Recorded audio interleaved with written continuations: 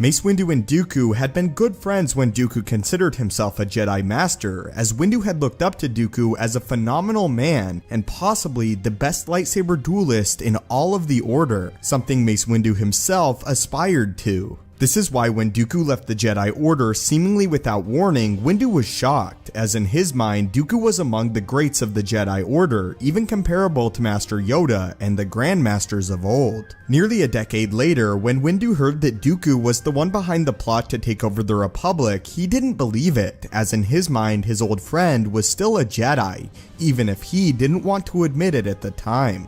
It was only after Mace Windu sensed Dooku on the planet of Geonosis that he began to think that he might have fallen to the dark side of the Force, and that the rumors were true. It was after he got closer to Dooku and sensed the true magnitude of his power that he realized just how dangerous he had become, and that he was truly no longer a Jedi. Windu used a rare Force ability known as Shatterpoint, which allowed him to see the weak points in people and in objects around him. While preparing to confront Dooku, he received another glimpse of a Shatterpoint, as he was shocked at what it revealed to him about Dooku.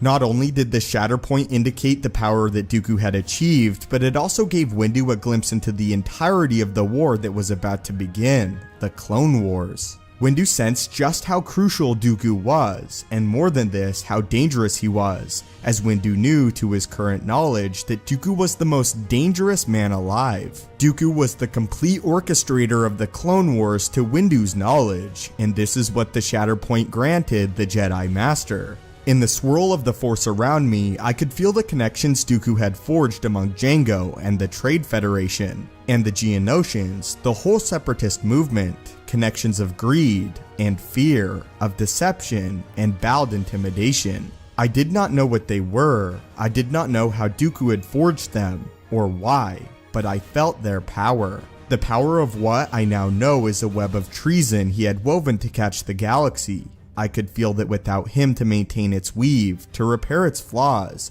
and double its thinning strands, the web would rot. The web would shrivel and decay until a mere breath would shred it in half, scatter its strings into the infinite stellar winds. Dooku was the Shatterpoint. Here, Mace Windu reveals that in this moment that if Dooku is to be killed, the war will end immediately, and that it is Dooku that is holding everything together with his power in the dark side. Windu senses that not only is Dooku powerful, but that his work has resulted in a full-scale war that he alone is responsible for holding together, like a web of treason.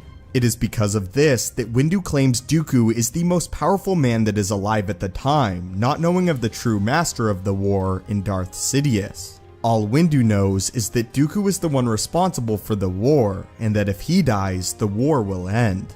But that is what Mace Windu felt through the Force, and the first time he sensed Dooku after falling to the dark side. This is also why Mace Windu considered Dooku to be the most dangerous man alive at the time. It was revealed to him that Dooku had orchestrated a full-scale war with the Republic, and that he was no longer the man that Windu had admired years before. But leave your thoughts on this, and the insight that the Force granted Mace Windu as he sensed Dooku for the very first time after becoming a Sith Lord. And as a big question for the video, who do you think would win in a lightsaber duel if Mace Windu and Count Dooku encountered each other on Geonosis? I would love to hear your thoughts on the outcome in the comments down below. Thank you guys so much for watching, I truly appreciate it. Subscribe, may the Force be with you, and have a great day.